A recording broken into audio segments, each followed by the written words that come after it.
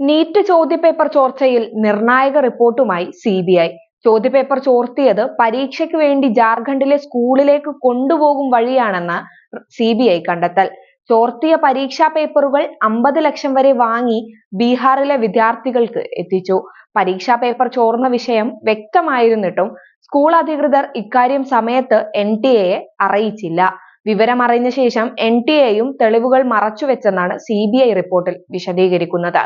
National testing ഏജൻസിയെയും പ്രതിസ്ഥാനത്ത് നിർത്തുന്ന റിപ്പോർട്ടാണ് CBI തയ്യാറാക്കിയത്.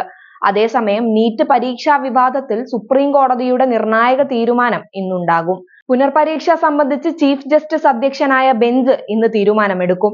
പരീക്ഷയുടെ പരിശുദ്ധിയെ ബാധിച്ചിട്ടില്ലെന്നും പരീക്ഷാ ഫലം റദ്ദാക്കേണ്ടത് ഇല്ലെന്നുമാണ് NTA കോടതിയിൽ നൽകിയ റിപ്പോർട്ടിൽ വ്യക്തമാകുന്നത്. പാട്ന, ഗ്രോധ എന്നിവിടങ്ങളിൽ ഒതുങ്ങുന്ന ക്രമക്കേടുകൾ മാത്രമാണ് നടന്നത്. തെറ്റായ കാര്യങ്ങൾ ചില വിദ്യാർത്ഥികൾ നടത്തിയതായി കണ്ടെത്തിയത് ചിലയിടങ്ങളിൽ മാത്രമാണ്.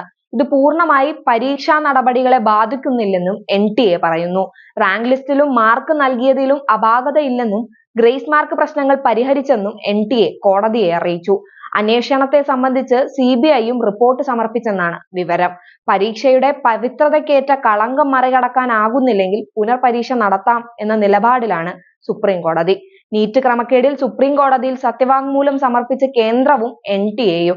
നീറ്റിൽ ക്രമക്കേട് നടന്നത് ചിലയിടങ്ങളിൽ മാത്രമെന്ന് കേന്ദ്ര സർക്കാർ സുപ്രീം കോടതിയിൽ വ്യക്തമാക്കി. നീറ്റ് പുനർപരീക്ഷ വേണ്ടെന്നും കേന്ദ്രം സമർപ്പിച്ച സത്യവാങ്മൂലത്തിൽ ആവശ്യപ്പെടുന്നു. ജൂലൈ 3-ാം വാരം കൗൺസിലിംഗ് നടത്താനാണ് തീരുമാനം. നീറ്റ് ക്രമക്കേടിൽ NTA-യും സുപ്രീം കോടതിയിൽ സത്യവാങ്മൂലം നൽകി.